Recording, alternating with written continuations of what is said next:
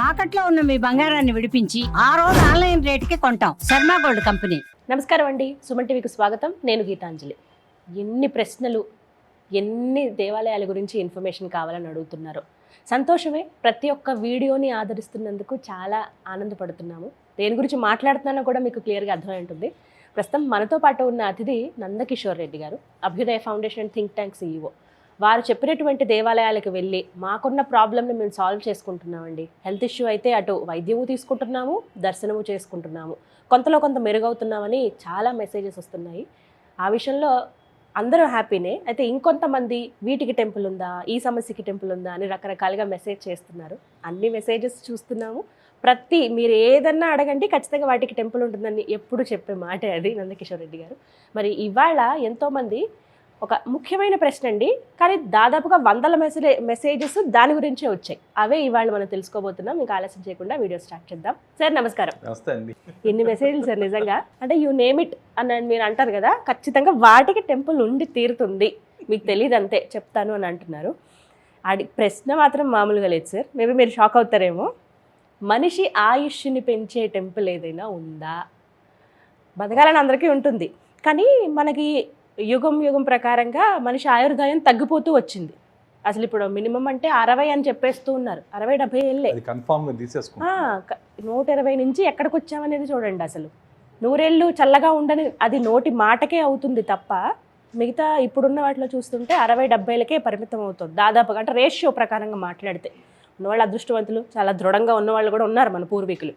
కానీ ఇలా కాకుండా మనిషి ఆయుర్దాయాన్ని పెంచే దేవాలయాలు ఏవైనా ఉన్నాయా? ఇదేమన్నా యాత్ర, లేకపోతే ఒక దేవాలయానికి వెళ్తే చాలా, వెళ్ళి ఏం చేయాలి, ఏం తెలుసుకోవాలి, ఎలా మా ఆయుష్ని పెంచుకోవాలి? మీరు అడిగినట్లు ఆయుష్ను పెంచే ఆలయాలతో చూస్తే అండి, ఫస్ట్ మీరు ఆయుష్ను దేంతో కొలుస్తారు? మనమైతే వయసుతో కొలుస్తాం. ఇంత వయసు, ఇందాక మీరు అన్నట్లుగా 120 సంవత్సరాలు ఉండేవాళ్ళం, 100 సంవత్సరాలు ఉండేవాళ్ళం, ఇప్పుడు 60 సంవత్సరాలు, 80-70. కానీ శాస్త్రోక్తంగా, శాస్త్రపరంగా మీరు ఆయుష్ను కొలవలసింది శ్వాసల్లో అండి. శ్వాస, మీరు తీసుకుంటున్న శ్వాసలు, ఎన్ని శ్వాసలు తీసుకుంటున్నారు? శ్వాసను జాగ్రత్తగా వినడమే ఒక జీవితం అండి. అదే జీవితం అంటే. శ్వాసని ఎంత జాగ్రత్తగా మీరు వినగలిగితే అదే జీవితం. వినాలి. అది వింటూ ఉంటే దాంట్లోనే మీకు ఒక్కసారి చూడండి, మీరు ఆయుష్ను పెంచే ఆలయాలు లేకపోవచ్చు, కానీ మీ శ్వాస నాణ్యతను, అంటే శ్వాస యొక్క వేగాన్ని మీరు కానీ నియంత్రించుకోగలిగితే మీ ఆయుష్ ప్రమాణం అనేది ఆటోమేటిక్గా పెరుగుతుంది. సో దీనికి మీకు ఒక ఎగ్జాంపుల్ చెప్పాలంటే, ఒక కుక్క తన శ్వాసను ఎక్కువ వేగంతో పీలుస్తుందండి. చాలా వేగం ఉంటుంది. అంటే మీకు యావరేజ్గా ఒక నిమిషానికి 20 నుంచి 30 శ్వాసలు తీసుకుంటుంది అది. సో అందుకనే తన ఆయు ప్రమాణం చాలా తక్కువ ఉంటుంది. 20 సంవత్సరాలు 25 సంవత్సరాలు ఉంటుంది. అదే ఒక తాబేలు తీసుకోండి, ఆ తాబేలు ఒక నిమిషానికి 5 నుంచి 6 శ్వాసలు మాత్రమే తీసుకుంటుంది. అది 1 మినిట్కి అది తీసుకునే శ్వాసల సంఖ్య 5 నుంచి 6 వరకే. అందుకనే సరే అన్నేళ్ళు బతుకుతాయి. 100 సంవత్సరాలు, ఇప్పటికీ మీకు 100-200 సంవత్సరాలు దొరుకుతూ ఉంటాయి. జూలో ఒకటి ఉంటుంది సార్, హైదరాబాద్ జూలో. అలాగే శ్రీకాకుళం, అక్కడైతే 100 ఏళ్ళు పైబడి ఉన్నటువంటి తాబేళ్ళు ఉంటాయి సార్. రీజన్ ఇది సీక్రెట్, ఇదే సీక్రెట్. సిద్ధులకు కానీ, యోగులకు కానీ, ఋషులకు కానీ ఇంకా వాళ్ళు 100 సంవత్సరాలు బతుకుతున్నారు అంటే ఆ శ్వాస వేగాన్ని నియంత్రించడం వల్ల. ఇప్పుడు మన మనిషికి మనకు కానీ తీసుకుంటే మేడం, మనకు యావరేజ్గా 15 నుంచి 20 శ్వాసలు తీసుకుంటాం నిమిషానికి. ఒక నిమిషానికి మనం తీసుకునే శ్వాసల సంఖ్య 15 నుంచి 20. సరే, యావరేజ్ ఒక 15 శ్వాసలు తీసుకోండి. ఒక గంటకి ఎన్ని తీసుకోగలరు? 900 శ్వాసలు తీసుకోగలరు. ఒక రోజుకి ఎన్ని తీసుకోగలరు? 21,600 శ్వాసలు తీసుకోగలరు. ఒక సంవత్సరానికి ఎన్ని తీసుకుంటారు? 78 లక్షల శ్వాసలు తీసుకుంటారు. అదే మీరు 60 ప్రమాణం అన్నారు, నేను 70 ఆయుష్ ప్రమాణం అనుకుందాం. సో ఈ 70కి మీరు ఎంత తీసుకోగలరు? 54 కోట్ల శ్వాసలు. మనకి భగవంతుడు మన మనిషికి ఇచ్చిన దాని ఆయుష్ అనండి, శ్వాసల కౌంట్. మన శాస్త్ర ప్రకారంగా మాట్లాడితే మనకిచ్చిన శ్వాసల కోట ఎంత అంటే 54 కోట్లు. ఈ 54 కోట్లు శ్వాసలు మీరు ఎప్పుడైతే చిన్నగా వేగాన్ని నియంత్రించి ఉంటారో అంత ఎక్కువ కాలం బతుకుతారు. ఈ శ్వాసని మీరు 15-20 నుంచి ఇంకా ఎక్కువ చేశారు అనుకోండి, 70 ఏళ్ళు. యావరేజ్గా నిమిషానికి మీరు 15 శ్వాసలు కానీ తీసుకుంటే సుమారుగా 70 సంవత్సరాలకి మీ కోట కంప్లీట్. ఈ కోట అనేది మారదండి, ఇది సృష్టి నియమం, ఇది నియమం. ఇది 54 కోట్లు, 54 కోట్ల శ్వాసలు. ఈ 54 కోట్లు ఎప్పుడైతే కంప్లీట్ అయిపోతాయో మంది అయిపోయింది. అది మీరు ఎంత తొందరగా అనేది మీ వేగాన్ని బట్టి ఉంటుంది, మీ శ్వాస యొక్క వేగాన్ని బట్టి ఉంటుంది. సో దీంట్లో ఇంకా చెప్పాలంటే వీటిని ఏమంటారంటే ప్రాణశ్వాసల కోట అంటారు. దీని అనడమే ప్రాణశ్వాసల కోట అంటారు. సో అందుకే ఎక్కువగా వేగంగా శ్వాస తీసుకునే వాళ్ళకి తక్కువ ఆయుష్ ఉంటుందండి. సో దాన్నే మీరు ఎక్కడన్నా కానీ మీరు ధ్యానాల్లో కానీ ఆ టెర్మినాలజీస్ మీరు మెడిటేషన్లో ప్రాక్టీస్లో కానీ చూస్తే శ్వాస మీద ధ్యాస, శ్వాసను గమనించండి. ఓంకారం చెప్పేటప్పుడు మీరు శ్వాసను గమనించండి. శ్వాసని ఎందుకు గమనించాలి? శ్వాసని ఎందుకు అంటే మీరు ఆ 15 అనే దాన్ని 5-6 వరకు తీసుకురావాలి. అది దాన్ని నెమ్మది చేయాలి, శ్వాస వేగాన్ని కంట్రోల్ చేయాలి. శ్వాస వేగాన్ని చేయాలంటే ధ్యానం ఎందుకు చెప్తారంటే, ఆ ధ్యానంలో మీరు శ్వాసని ఎందుకు గమనించమంటారంటే అది గమనిస్తూ ఉంటే ఆ వేగం నియంత్రణ అనేది జరుగుతూ ఉంటుంది. అంటే నిమిషానికి 15 శ్వాసలు తీసుకునే వాళ్ళు క్రమేపీ 10కి వస్తారు. 10 శ్వాసల దగ్గర నుంచి 5-6 శ్వాసలకు వస్తాయి. సో ఇదేంటి ప్రాక్టీస్ వల్ల వస్తాయి. సో దీన్నే మన పరాశర మహర్షి ఉండేటప్పుడు కూడా ఈ శ్వాసల గురించి ఫస్ట్ మనకు చెప్పింది అన్నీ చేసింది అతనే అండి. సో అతను చెప్తూ కూడా శ్వాస వేగాన్ని తగ్గిస్తూ తగ్గిస్తూ తగ్గిస్తూ నెమ్మదిగా దాన్ని అసలు శ్వాస ఆరుతుందా లేదా అనే స్థితికి తీసుకురావాలి. దాన్నే ఏమంటారంటే కుంభకము అంటారు. శ్వాస వేగాన్ని తగ్గిస్తూ తగ్గిస్తూ క్రమేపీ దాన్ని అసలు శ్వాస ఆరుతుందా లేదా ఆ స్టేజ్కి తీసుకురావాలి. మీరు ఆ స్టేజ్కి తీసుకొని వచ్చినప్పుడు మన ఆయుష్, మీరు చెప్పిన ఆయుష్ ఏదైతే ఉందో జనరల్గా పెంచుకోవచ్చు. పెరిగినట్టే.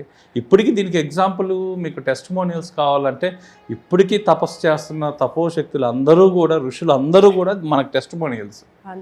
ఇప్పటికీ వాళ్ళు సజీవంగా ఉన్నారు అంటే ఎలా బతుకుతారా అని. సో మీరు ఒక యోగి ఆత్మకథకాన్ని చదివితే మీకు దాంట్లో ఉన్న దీంట్లో వాళ్ళ ఆయుష్ ప్రమాణము కొన్ని 100 సంవత్సరాల తర్వాత ఉండే వాళ్ళందరూ యోగులు, లాలాజీ కాడి నుంచి ప్రతి ఒక్కరు కూడా వాళ్ళ ఆయుష్ ప్రమాణం 500 సంవత్సరాలు 600 సంవత్సరాలు. వాళ్ళందరికీ కూడా ఏంటంటే అందుకే అండి పూర్వకాలంలో రాజపురోహితులు ఎవరైతే ఉంటారో, అందుకే మనకు ఎప్పుడు కూడా నిర్దేశం ఇలాంటివన్నీ కూడా చెప్పగలిగిన గురువులు కావాలి, చెప్పగలిగిన పండితులు కావాలి. ఎందుకంటే వాళ్ళకప్పుడు ఒక దిక్సూచిలాగా రాజులకు పనిచేసేవాళ్ళండి. పురోహితులు కానీ అక్కడున్న సంస్థానంలో ఉన్న ఋషులు వీళ్ళందరూ కూడా వీళ్ళకి ఒక యాత్ర కూడా చేయించేవాళ్ళు. ఏది మీకు ఆ కాలాల్లోనే రాజుల కాలాల్లో శ్వాస వేగము ఎక్కడికి వెళ్తే మీ ప్రాక్టీస్ లేకుండా అయాచితంగా అక్కడ కొంతసేపు కూర్చోగానే మీ శ్వాస నియంత్రణ చేసే ఆలయాలు, దేవాలయాలు మీకు తెలిసినవే, రోజు మీరు వెళ్ళేవే, ప్రతిరోజు మీ నోట్లో ఉండే ఆలయాలే అవి. ప్రతిరోజు ప్రతి ఒక్కరు మాట్లాడుకునే ఆలయాలే. కానీ అప్పట్లో రాజులు వాళ్ళ రాజపురోహితులు ఋషులు వాళ్ళందరూ దానికి తీసుకెళ్లేవాళ్ళు. ఇప్పుడు మనం కోరికల కోసం పోతున్నాం, కానీ అప్పుడు వాళ్ళు తీసుకెళ్లే దాంట్లో పర్పస్ వేరు. ఎందుకంటే వాళ్ళకి ఆ ప్రాక్టీస్ చేయించేవాళ్ళు రాజులకి. ఎందుకంటే వాళ్ళకి ఎక్కువ ఆయు ప్రమాణం కావాలి కాబట్టి, రాజ్యం వెళ్ళాలంటే అది కావాలి కాబట్టి. సో వీటిల్లో మొదటిగా కాళహస్తి వాయులింగం, పంచభూతాల్లో ఉండే వాయులింగం. దీంట్లో శ్వాస సమస్యలు, ఆందోళనలు, నాడీ బలహీనత ఉన్న వాళ్ళకి మీరు నార్మల్గా చూసుకుంటే ఒక 12 నుంచి 15 శ్వాసలు ఉంటాయండి ఒక నిమిషానికి. అదే మీరు ఇక్కడ కూర్చొని స్వామి ముందర కూర్చొని ఆలయ ప్రాంగణంలో ఎక్కడైనా సరే మీరు ధ్యానం చేయడం వల్ల ఆ శ్వాస వేగం అనేది తగ్గుతాయి ఆటోమేటిక్గా. ఒక 6 నిమిషాల తర్వాత గమనించండి. మీరు కూర్చున్న 6 నిమిషాల తర్వాత మీరు కానీ గమనిస్తే మీ వేగం మీకు తెలియకుండా అయాచితంగా మీకు ఆటోమేటిక్గా 8 శ్వాసల నుంచి 9 శ్వాసల వరకు మీకు అక్కడ వస్తుంది. సో ఈ విధంగా కాళహస్తి పోయిన వాళ్ళు మన కోరికలే కాకుండా మీ శ్వాసను పెంచుకునే ఆలయాలు కూడా ఏదన్నా ఉన్న నియంత్రణ చేసుకునే ఆలయంలో కాళహస్తి ప్రథమ ఆలయం అండి. ఆ తర్వాత రెండో ఆలయానికి వచ్చేసరికి మన అరుణాచలం. ఓకే. ఇది చెప్పకుండా మనం ఏది చెప్పలేము, పెద్దదానికి సంబంధించేదన్నా. ఉంటుంది. ఎవరైనా సరే గిరివలం చేసేటప్పుడు నడుస్తున్నప్పుడు మీరు కానీ గమనిస్తే ఒక శ్వాస రిథం అనేది సహజంగా ఏర్పడుతుందండి. ఒక రిథమిక్గా ఉంటుంది. మీరు ఆ నడకలో కానీ చూస్తే ఆ శ్వాసది చాలా రిథమిక్గా ఉంటుంది. ఆ రిథమిక్గా కూడా మీ శ్వాస మీరు పూర్తిగా గిరివలం చేసిన తర్వాత, పూర్తయిన తర్వాత మీరు కానీ ఒక 16 నిమిషాల తర్వాత మీరు కానీ గమనించగలిగితే ఆటోమేటిక్గా మీ శ్వాస నిమిషానికి 15 శ్వాసలు తీసుకునేది నిమిషానికి 8-9కి వచ్చి ఉంటుంది. అది మీకు తెలియని కూడా తెలియదు. మన పిత్తదోషం అలైన్మెంట్తో పాటు ఇది కూడా. అందుకే అప్పట్లో రాజవైద్యులు వీళ్ళందరూ కూడా వాళ్ళ పక్కన పెట్టుకొని రాజులు ఈ గిరి ప్రదక్షిణలు ఇలాంటి క్షేత్రాల్లో తిరిగేవాళ్ళు. తిరిగి వాళ్ళు నాడిని పట్టుకునేవాళ్ళు. ఈ నాడిలో వీళ్ళకి ఇవన్నీ శ్వాసలు నాడి ఇవన్నీ చెక్ చేసేవాళ్ళు. అందుకని ఎప్పుడు కూడా అండి వీటిల్లో ఒక్క బెనిఫిటే కాదు, రకరకాల అంటే మనం ఒక్కొక్క బెనిఫిట్కి ఇది ఎలా మ్యాచ్ అవుద్దో ప్రతిసారి ఈ దేవాలయాలు ఎందుకు లైవ్ ఎనర్జీ సెంటర్స్ అయ్యాయి అనే దానికి మీరు ఎలాంటి వాటితో పోతే అలాంటి ఉపయోగాలు ఉన్నాయి. సో దాని తర్వాత వచ్చేసరికి ఇంకొక టెంపుల్ అండి, లాస్ట్లోకి వచ్చేసరికి చిదంబర నటరాజ టెంపుల్. ఇది ఆకాశ తత్వక్షేత్రం. చిదంబర రహస్యం అనేది శూన్యస్థితి. సో ఇక్కడ లోతైన ధ్యానం మీరు కానీ చేస్తే మీ శ్వాస వేగం ఆటోమేటిక్గా అండి, ఇందాక క్షేత్రాల్లో మనం 8-9 చెప్పుకున్నాం, ఈ క్షేత్రం దగ్గరికి వచ్చేసరికి మీకు 5-6కే వచ్చేస్తుంది. 5-6కే మీకు ఆటోమేటిక్గా స్వామిని చూసి, ఆలయ ప్రాంగణంలో కాకుండా మండపం ఉందండి మనకు. స్వామి దగ్గరికి వచ్చేటప్పుడు మండపం ఉంటుంది మనకి. ఆ మండప ప్రాంతంలో మీరు కానీ కూర్చొని ఒక కరెక్ట్గా 9 నిమిషాలండి, మినిమం 9 నిమిషాలు మీరు మినిమం 9 నిమిషాలు మీకు తెలియకుండా కళ్ళు మూసుకొని కూర్చున్నా మీకు తెలియకుండానే మీరు ఒక గాఢమైన ధ్యాన ముద్రలోకి వెళ్తారు. మీరు ఆ గాఢంగా వెళ్ళిన దాంట్లో మీరు కానీ శ్వాసను కానీ గమనించగలిగితే మీ శ్వాస వేగం అనేది ఆటోమేటిక్గా 15 నుంచి 5కి వచ్చి ఉంటుంది.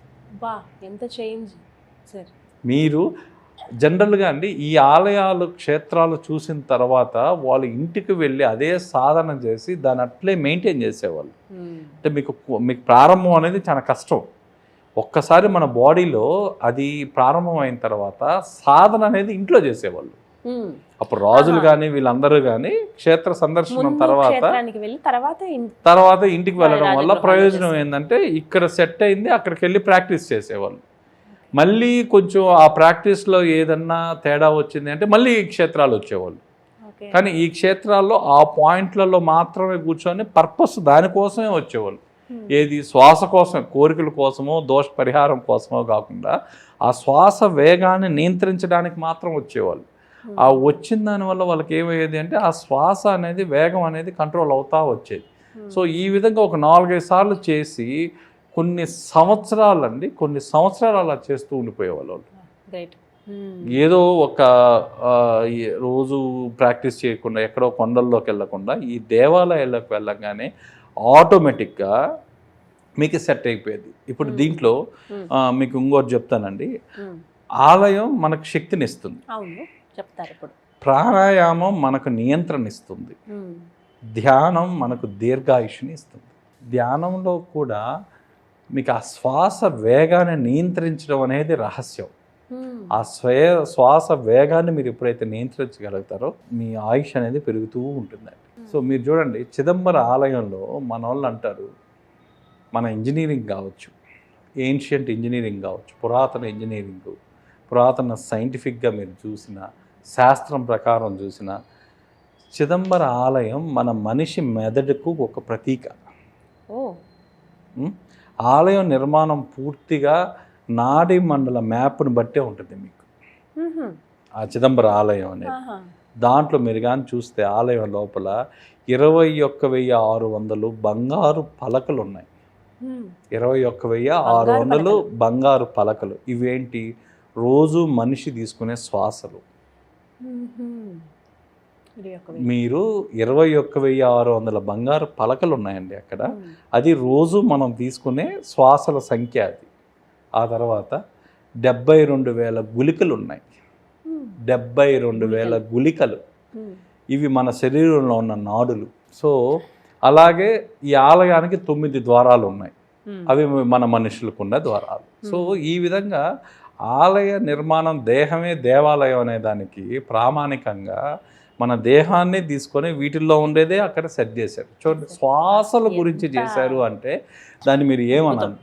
ఈరోజు మన ప్రత్యక్ష సాక్షి, మనం పోయి చూడొచ్చు, నిలువెత్తు సాక్షి మీ శ్వాసలు. చిదంబరం మీరు కావాలంటే ఈ 21,600 బంగారు పలకలు, 72,000 గుళికలు, ఇవన్నీ మీరు చూడొచ్చు, కళ్ళతో చూడొచ్చు.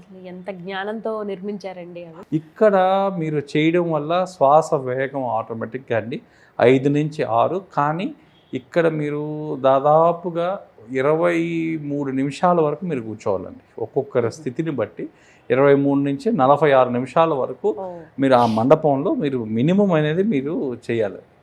సో ఈ శ్వాసను క్రమేపీ తగ్గిస్తూ ఉంటే అది సూక్ష్మంగా మారుతుంది, చాలా సూక్ష్మంగా మారుతుంది. కొన్ని క్షణాలు అది ఉందా లేదా అనే ఫీలింగ్ ఉంటుంది. అది అసలు లేదు, మనం శ్వాస తీసుకోవడం లేదనే స్థితికి వెళ్ళిపోతాం.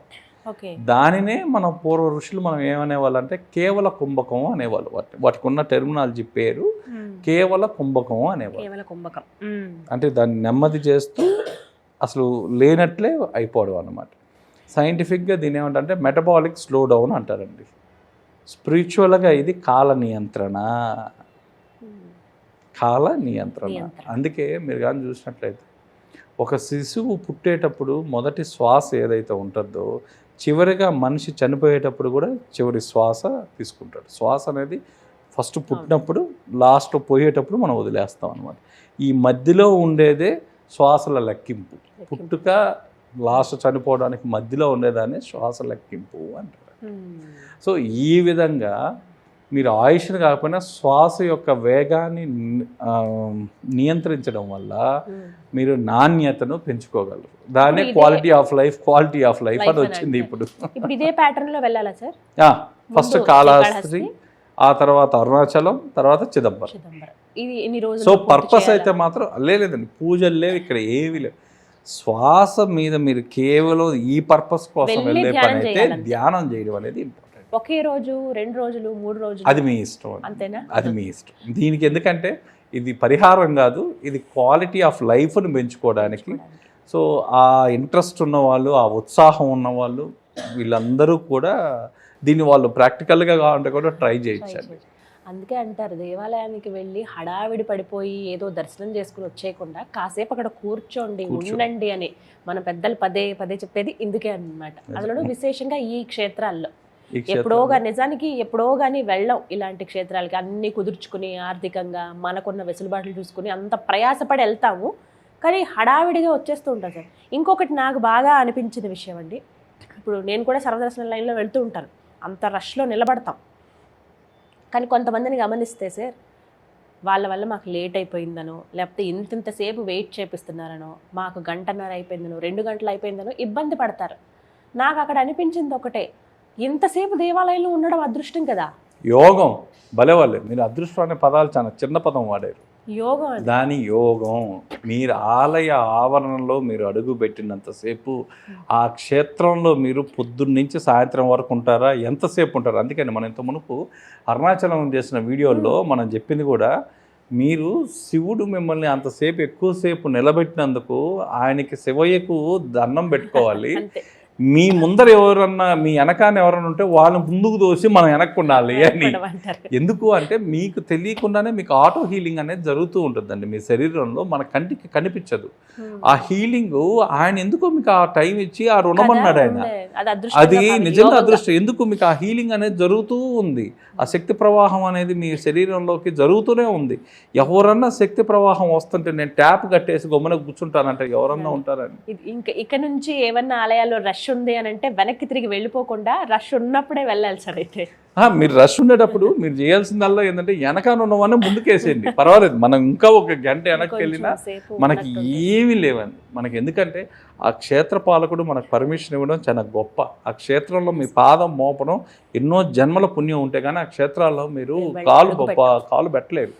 అది పెట్టిన తర్వాత అందుకే మీకు మొన్న కూడా చెప్పింది, నాకు పరిహారాలు దొరకలేదు, పూజలు దొరకలేదు అంటే దాంట్లో చాలా క్లియర్గా చెప్పారు మనకి. స్నానం, ఒక పుణ్యక్షేత్రంలోకి మీరు వెళ్ళంగానే స్నానం అవుతానే దేవాలయంలో జపం తర్వాత దానం.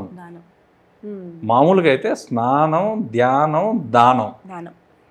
సో మనం జపం అనకుండా మనం ఏంటంటే ధ్యానం అందరూ చేయలేరు కాబట్టి సో దాని అలవాటు ఉండే వాళ్ళు చేస్తారు. జపం అనేది ఇప్పుడు అందరికీ అలవాటు అయిపోయింది, ప్రతి ఒక్కరూ చేస్తున్నారు జపమాల అనేది. సో ఈ జపం చేసి వాళ్ళకు శక్తి సహకరించినంత వరకు ఏది చేయగలరో అది దానం. ఆ పుణ్యక్షేత్రాల్లో ఈ మూడు చేయడం వల్ల మీరు పరిహారాలతో చేసిన పూజలతో చేసిన ఫలితం మీరు ఈ మూడింటితో పొందుతారు. ఇది కూడా ఒక అవేర్నెస్ వీడియో సార్, చాలా ముఖ్యమైనది. ఇది కూడా శాస్త్ర ప్రమాణం అండి. మనం ఏది శాస్త్రంలో లేనిది ఏది మనం చెప్పట్లేదు. శాస్త్రపరంగా ఒక పుణ్యక్షేత్రానికి పరిహార క్షేత్రానికి మీరు వెళ్ళినప్పుడు ఈ పూజలు ఇవన్నీ దొరకనప్పుడు, ఏవీ దొరకనప్పుడు మనకు చెప్పిన వాళ్ళు ఏం చెప్పారంటే ఇవే చెప్పారు. మీరు ఆ పుణ్యం, ఆ గడపడం, ఆ జపం చేయడం, దానం, స్నానం, ధ్యానం, దానం, మూడు చేయడం వల్ల అదే ఫలితాన్ని మీరు పొందుతారు. ఇది చాలా ఇన్ఫర్మేటివ్ వీడియో సార్. అంటే చాలా వరకు ఏంటంటే వెళ్ళి వచ్చేయడం అనేది కాదు, అక్కడ ఉండడమే ప్రధానం అనేది మళ్ళీ గుర్తు చేస్తుంది. Thank you sir. నమస్కారం.